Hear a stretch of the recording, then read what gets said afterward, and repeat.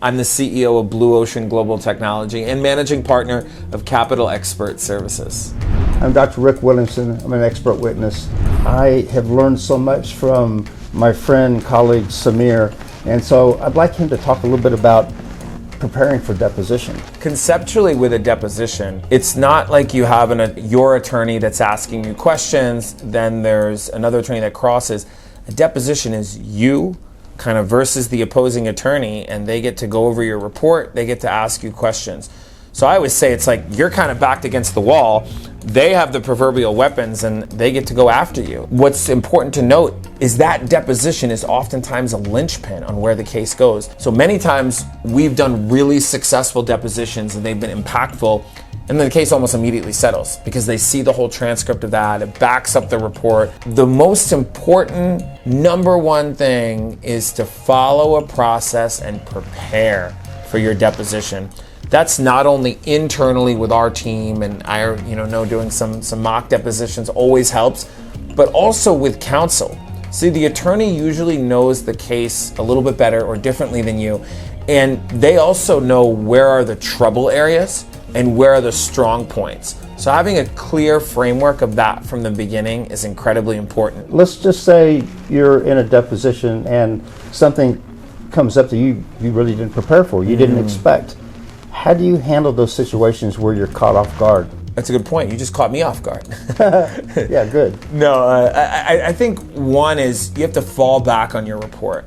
So you have to be able to buy time and say, hey, look, can you point me to where you found that in my report? Is there a specific point? Because they usually have a body of work that they're testing you on. Two is it's okay to say, I do not recall, I don't understand that, I can get back to you. Is there a particular place, again, within that report? Now, attorneys, especially some of the really skilled ones that I've gone up against, their whole job is to trick you. So anytime they start saying, yes, isn't that correct? My immediate response is, well, could you please repeat the question?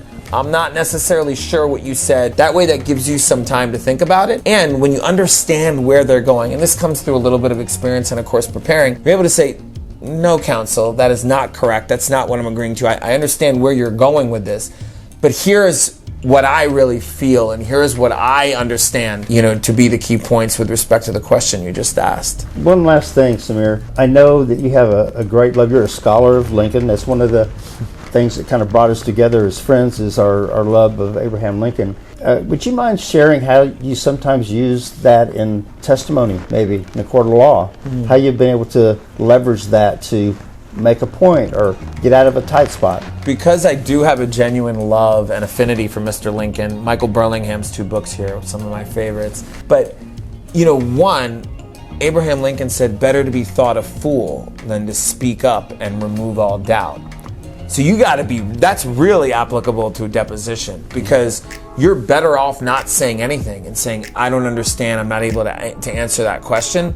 And Lincoln was very smart in his preparation, and the words that he spoke were very pointed. So for instance, if we're just relating it to deposition, what are some of the safe spots and key points that you've outlined with counsel in advance that are really strong and cornerstone of the case? Because there are going to be things that the other side wins on in a particular deposition. But what you've got to make sure is the key takeaways that are the foundation of your argument. And then also what comes in later and they introduce, that's okay. Your attorney is going to be able to agree on a plan and strategy with you. And Lincoln was masterful at this. He always made sure that there was a plan going in. So you can't just go into the deposition rereading your report 5, 10, 15, 20 times, although that definitely will help.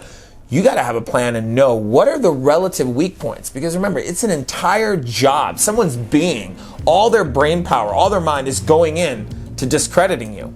And you better be prepared for that. Now, of course, leveraging Abraham Lincoln and being thoughtful. There's one particular case that we're supposed to have a deposition on Monday, the one that we were just discussing about, the confidential one based out of Atlanta, and they've canceled that. And one of the reasons that I think they're canceling that is not only is it so obvious that our side, the plaintiff, they don't want to have to deal with an Abraham Lincoln scholar. Because in that preamble that we wrote in that particular report that I shared with you, we literally said that it's my honor as somebody who trusts, respects, and reveres Mr. Lincoln to bring in the fact that this is an absolute case where ethics are at play, And then I cited that recent article that I'd authored for the American Bar Association. So anytime I'm able to bring in Abraham Lincoln, I do that strategically, but I do it naturally.